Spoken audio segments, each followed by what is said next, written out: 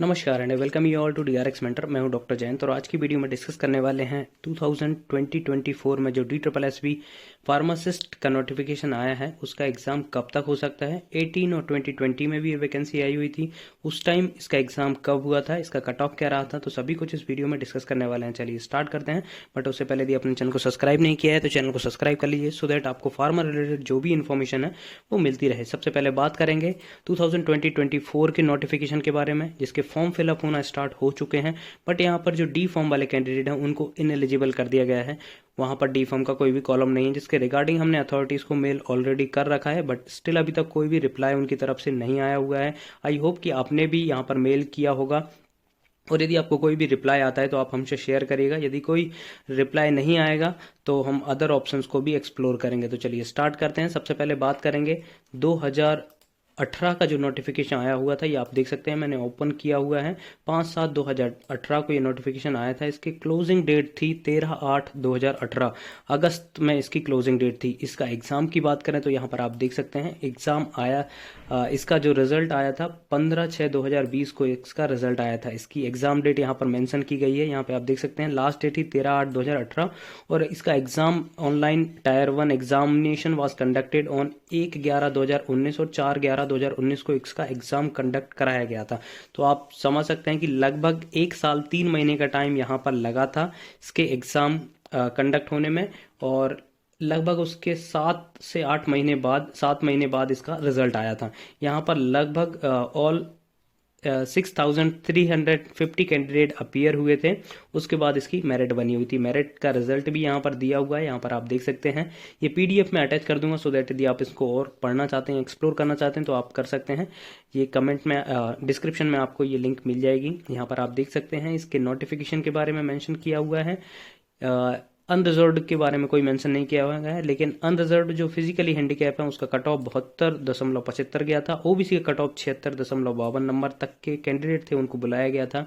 OBC pH physically handicap का जो cut off था वो 61.07 गया था। एससी का कट ऑफ 81.69 गया था, और एससी पीएच का कट ऑफ 61.62 गया था। एसटी का कट ऑफ 61.98 यहाँ पर गया था। ठीक है, तो ये यहाँ पर कट ऑफ की बात हो गई। तो इसको समराइज करें तो इसका एग्ज़ाम जो कराया गया था लगभग 1 साल 3 महीने के बाद इसका एग्ज़ाम कंडक्ट कराया गया था, और इसका रिजल्ट आया था लगभग 7 महीने बाद। अब 2020 का देख लेते हैं हम। 2020 में भी फार्मासिस्ट की वैकेंसी आई थी। यहाँ पर आप देख सकते हैं 1/1/2020 जनवरी में ये नोटिफिकेशन आया था 2020 में, और इसकी क्लोजिंग डेट थी 6/2/2020। फरवरी में इसकी क्लोजिंग डेट थी। 1 महीने यहाँ पर दिया गया था फॉर्म फिलअप करने के लिए। पोस्ट की बात करें तो यहाँ पर आप देख सकते हैं 9th नंबर पे फार्मासिस्ट की लगभग 15 पोस्ट आई हुई थी। 15 पोस्ट का जो एग्ज़ाम कंडक्ट कराया गया था वो आप देख सकते हैं। यहाँ पर मैंने रिजल्ट ओपन किया हुआ है। 7/1/2022 को रिजल्ट आया था। इसका एग्ज़ाम कंडक्ट कराया गया था 18/11/2021 को।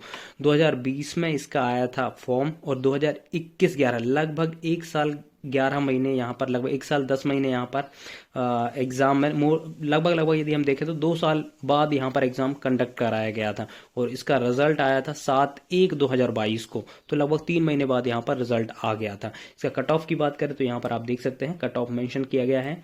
यहाँ पर मेंशन किया गया है category, number of candidate short listed, the minimum marks of calling E dossier purpose only. तो यहाँ पर कैंडिडेट बुलाए गए थे। ईडब्ल्यूएस में 1 पोस्ट थी तो 1 ही कैंडिडेट को बुलाया गया था। अनरिजर्व्ड में 17 कैंडिडेट को बुलाया गया था। ओबीसी में 11 कैंडिडेट को बुलाया गया था। एससी में 10 और एसटी में 2 कैंडिडेट को बुलाया गया था।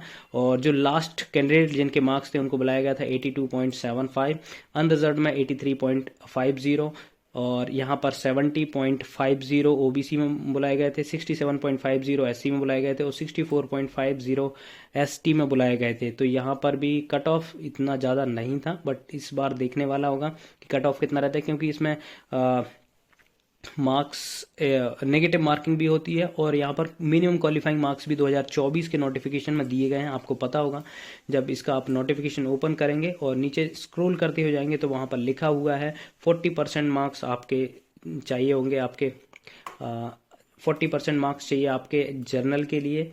35% यहाँ पर 1 मिनट में ओपन ही कर लेता हूँ, ये आप देख सकते हैं स्कीम में। हाँ, 40% मार्क्स जनरल के लिए चाहिए। ओबीसी के लिए 30% 5 मार्क्स चाहिए, और SC ST physically handicap category के लिए 30% मार्क्स चाहिए। तो जिसका मतलब है कि ओबीसी वालों को मिनिमम 80 नंबर्स लाने पड़ेंगे। 80 नंबर्स वालों को क्वालिफाई कंसिडर किया जाएगा। दूसरा 35 मतलब जो ओबीसी वाले कैंडिडेट जो ओबीसी दिल्ली के रेसिडेंट हैं, ठीक है, उनको ही एलिजिबल किया जाएगा। जो अदर देन कैंडिडेट हैं जैसे कि महाराष्ट्र के हैं, यूपी के हैं, एमपी के हैं, उनको जनरल में ही कंसिडर किया जाएगा, यहाँ पर ओबीसी में कंसिडर नहीं किया जाएगा। तो उसका कट ऑफ भी आपका 80 मार्क्स ही आएगा, सॉरी 80 मार्क्स ही आपका कट ऑफ आएगा, ठीक है। आपको 40% में ही क्वालिफाई करना पड़ेगा। लेकिन जो ओबीसी के रेसिडेंट्स है, जिनके पास ओबीसी का सर्टिफिकेट है, दिल्ली गवर्नमेंट के इशू कराया हुआ, उनको 70% मार्क्स लाना है क्वालिफाइंग मार्क्स में। SC ST वालों को 60 मार्क्स यहाँ पर लाना है, ठीक है। अब एक नेक्स्ट जो इसका डाउट रहता है कि इसका एग्जाम कहाँ पर होगा, तो इसका एग्जाम दिल्ली NCR में ही कंडक्ट होगा, आपकी सिटीज़ में नहीं होगा। जैसे मध्य प्रदेश वाले हैं या फिर महाराष्ट्र वाले हैं, उनको दिल्ली एग्जाम देने आना पड़ेगा। और इस जो लोकेशन रहेगी, पोस्ट लोकेशन, वो भी आपकी दिल्ली गवर्नमेंट में ही रहने वाली है। और इसका ट्रांसफ़र आप सोच रहे होंगे कि यहाँ पर जॉब करेंगे 2-3 साल बाद ट्रांसफ़र अपनी स्टेट में ले लेंगे, तो यहाँ पर ट्रांसफ़र पॉलिसीज़ भी नहीं है। आपको दिल्ली में ही ट्रांसफ़र होगा, आपकी स्टेट में ट्रांसफ़र नहीं होगा, क्योंकि एक स्टेट गवर्नमेंट की जॉब है, बट ये इक्विवेलेंट सेंट्रल गवर्नमेंट जॉब है, ठीक है। और इसका सिलेबस के बारे में एक साइट पर मैंशन किया गया था, यहाँ पर आप देख सकते हैं 2020 का ही एग्जाम पैटर्न यहाँ पर आएगा। लेकिन 2020 में डी फॉर्म वालों को एलिजिबल किया गया था, तो इसलिए डी फॉर्म के सब्जेक्ट्स यहाँ पर मैंशन है, आप देख सकते हैं। Diploma in pharmacy first year, diploma in pharmacy second year, तो उसके सब्जेक्ट मेंशन है। अब क्या किया गया है कि उनने जो नया नोटिफिकेशन आया है वहां पर डी फॉर्म को हटा दिया है, तो अब बी फॉर्म मिनिमम एलिजिबिलिटी है, तो बी फॉर्म वाला सिलेबस आएगा। लेकिन अभी देखना होगा, क्योंकि सभी लोग मेल वगैरह कर रहे हैं, अथॉरिटीज को उसमें देखेंगे। यदि उन्होंने डी फॉर्म को एलिजिबल कर दिया तो फर्दर आपका डी फॉर्म का सिलेबस ही रहेगा, क्योंकि मिनिमम क्राइटेरिया आपका डी फॉर्म है, तो वहीं से आपके क्वेश्चन आएंगे। लेकिन यदि उन्होंने नहीं किया, तब आपका जो एग्जाम पैटर्न होगा वो बी फॉर्म के बेसिस पे होगा। आपके बी फॉर्म के सब्जेक्ट आएंगे जो PCI का सिलेबस है, ठीक है। और या फिर वो अदर कोई सिलेबस मेंशन करते हैं तो उसके बारे में आपको एक अपडेटेड वीडियो लेके आ जाऊंगा। बट अभी यहाँ पर कंफ्यूजन है कि डी फॉर्म वालों को करेंगे कि नहीं करेंगे, तो उससे अच्छा है कि डी फॉर्म और बी फॉर्म में जो कॉमन से सब्जेक्ट्स हैं, जैसे कि मेजर सब्जेक्ट्स है, फार्माकोलॉजी, टॉक्सिकोलॉजी हो गया, केमिस्ट्री हो गया, फार्मास्यूटिकल केमिस्ट्री हो गया, HAP हो गया, फार्माकोग्नोसी हो गया, तो ऐसे जो मेजर सब्जेक्ट्स हैं उनमें से भी मैं आपसे कहूंगा कि फार्माकोलॉजी और टॉक्सिकोलॉजी आप स्टार्ट कर दीजिए, क्योंकि मैक्सिमम क्वेश्चन वहीं से आते हैं। आपके ड्रग डायरेक्टली पूछ लिए जाते हैं कि ड्रग कौन सी कैटेगरी की है, इसकी इंडिकेशन क्या है, तो वो पूछ लिया जाता है। तो आप उससे अच्छा है कि फार्माकोलॉजी से स्टार्ट करें, रोज एक क्लासिफिकेशन याद करें। आपको बहुत सारी यूट्यूब पे वीडियो मिल जाएंगे मैनोमिक्स के, तो वहाँ से आप यदि कोई ट्रिक बेस्ड आपको मिलता है तो वो आप स्टार्ट कर दीजिए। वो आपको लगभग हर जगह काम आने वाले हैं, भले ही आप फार्मासिस्ट के एग्जाम में अपियर हों चाहे ना हो, आपके डेली रूटीन में भी आपको वो काम आएगा। क्योंकि कोई भी जनरली पूछ लिया जाता है कि ये मेडिसिन किस काम आएगी, वो मेडिसिन किस काम आएगी, तो यदि आपको क्लासिफिकेशन याद है तो आप इजीली बता पाएंगे कि मेडिसिन किस काम में आती है। सेकेंड, यहाँ पर एक बुक के बारे में मेंशन करूंगा, KDT की क्लासिफिकेशन की बुक आती है, उसकी लिंक मैं डिस्क्रिप्शन में दूंगा, वो आप ऑर्डर कर सकते हैं। क्योंकि आप वो फिजिकली जो बुक रहती है उसमें पढ़ने में थोड़ा ठीक रहता है, क्योंकि हम जब ऑनलाइन देखते हैं तो 100 चीज़ें हमारे पास आ जाती है, कहीं से एडवर्टाइजमेंट आ जाती है, कहीं कुछ आ जाता है, तो वो डिस्ट्रैक्शन ज़्यादा होते हैं। तो इससे अच्छा है आपके पास हार्ड कॉपी होनी चाहिए, ज़्यादा महंगी भी नहीं है और वो आपको लाइफ लॉन्ग भी काम आने वाली है, तो आप वो परचेस कर सकते हैं। अब लास्ट में हम बात कर सकते हैं कि 2024 का जो फार्मासिस्ट का एग्जाम है वो कब हो सकता है। तो आपने देखा कि लगभग 1 से 2 साल का टाइम लग रहा है 2020 में भी और 2018 में भी, तो इस बार भी शायद इतना टाइम लगे या फिर उससे कम टाइम में हो जाएगा, क्योंकि 2025 में फरवरी में इलेक्शंस भी हैं, तो शायद आपको पहले एग्जाम देखने को मिल सकता है। बट हाँ, सफिशिएंट आपको लगभग 1 साल का टाइम यहाँ पर मिल जाएगा, तो 1 साल सफिशिएंट होता है अपनी प्रिपरेशन करने के लिए। अच्छे से प्रिपेयर करिएगा, क्योंकि ऐसा भी नहीं कि यदि ये जल्दी एग्जाम आ जाता है तो आपको प्रिपरेशन करने के लिए टाइम नहीं मिलेगा।